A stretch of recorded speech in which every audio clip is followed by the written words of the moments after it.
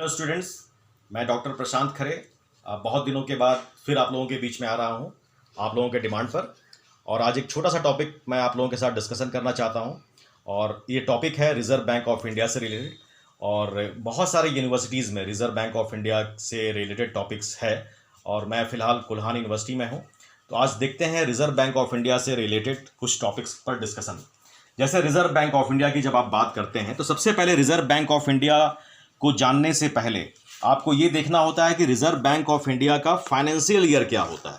ये बहुत सारे स्टूडेंट्स के बीच में भी ये कन्फ्यूज़न है। इवन कि नेट के एग्जामिनेशन में भी ये पूछा जाता है कि रिज़र्व बैंक ऑफ इंडिया का फाइनेंशियल ईयर क्या है। तो याद रखिएगा, रिज़र्व बैंक ऑफ इंडिया का फाइनेंशियल ईयर होता है जुलाई टू जून। इसको ऐसे काउंट करते हैं, सपोज 2021 से अगर हम देखें तो 2021 के जुलाई से 2022 के जून तक का जो समय है वो रिजर्व बैंक ऑफ इंडिया का फाइनेंशियल ईयर का समय काउंट होता है।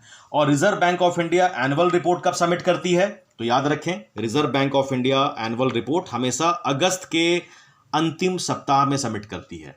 तो लास्ट वीक ऑफ अगस्त, ये याद रखना है आपको। साथ ही साथ कुछ एक चीज़ है, जैसे कि आपको अगर बैंकिंग सेक्टर से कुछ एक कंपिटिटिव एग्जामिनेशन में कुछ चीज़ पूछा जाता है, जैसे कि बैंक रेट क्या है, तो इस समय बैंक रेट जो है वो 4.25% है।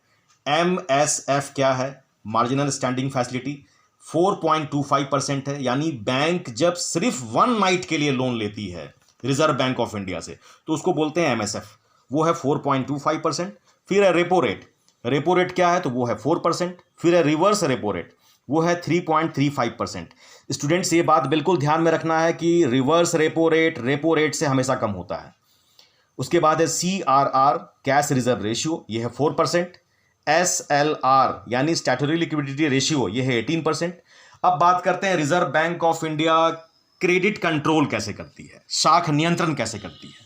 तो reserve bank of India 2 method का प्रयोग करती है। पहला है क्वांटिटेटिव मेथड, जिसको बोलते हैं परिमाणात्मक विधि, और दूसरा है क्वालिटेटिव मेथड्स यानी गुणात्मक विधि। क्वांटिटेटिव मेथड्स में reserve bank of India bank rate का सहारा लेती है, ओपन मार्केट ऑपरेशन का सहारा लेती है, वेरिएबल रिजर्व रेशियो का सहारा लेती है और लिक्विडिटी रेशियो का सहारा लेती है। यानी इसके पास ये 4 टूल्स हैं जिसको वो अपने ढंग से मैनिपुलेट करके क्रेडिट कंट्रोल करने का काम करती है। अब देखते हैं क्वालिटेटिव मेथड्स क्या है। तो क्वालिटेटिव मेथड्स में है selective credit method, credit rationing, moral suasion, publicity और डायरेक्ट एक्शन। तो यानी अगर देखा जाए तो क्वांटिटेटिव मेथड के through reserve bank of India जो अपना अप्रोच दिखाती है वो डायरेक्ट होता है, और यहाँ जो क्वालिटेटिव मेथड्स है यहाँ पर वो समझाने बुझाने का भी काम करती है। तो इस तरह से रिजर्व बैंक ऑफ इंडिया का क्रेडिट कंट्रोल जो है वो इस 2 मेथड के थ्रू होता है। और रिजर्व बैंक ऑफ इंडिया जब भी अपना मॉनेटरी पॉलिसी लॉन्च करती है तो उस मॉनेटरी पॉलिसी में वो हमेशा इन सब बातों का बिल्कुल ध्यान रखती है कि बैंक रेट उसका क्या है, रेपो रेट क्या है, रिवर्स रेपो रेट क्या है, CRR क्या है, SLR क्या है। तो बैंकिंग सिस्टम को समझने के लिए रिजर्व बैंक ऑफ इंडिया को समझना बहुत जरूरी है, क्योंकि रिजर्व बैंक ऑफ इंडिया बैंकों का बैंक है।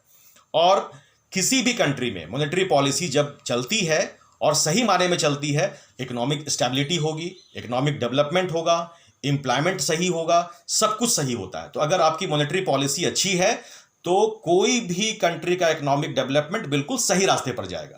तो एक छोटा सा टॉपिक मैंने आप लोगों के सामने डिस्कस किया। ये मेरा कॉन्टैक्ट नंबर है 7488260651, ये मेरा व्हाट्सएप नंबर भी है। किसी भी स्टूडेंट्स को इकोनॉमिक्स से रिलेटेड किसी भी टॉपिक में कोई डिस्कशन चाहिए, मेरा हेल्प चाहिए, अगर आपको मेरा ये चैनल अच्छा लग रहा है तो आप इस चैनल को लाइक कीजिए, इसको सब्सक्राइब कीजिए, और कमेंट बॉक्स में आप जरूर शेयर कीजिए, जरूर लिखिए कि आपको किस टॉपिक पर कौन सी चीज़ चाहिए। अभी के लिए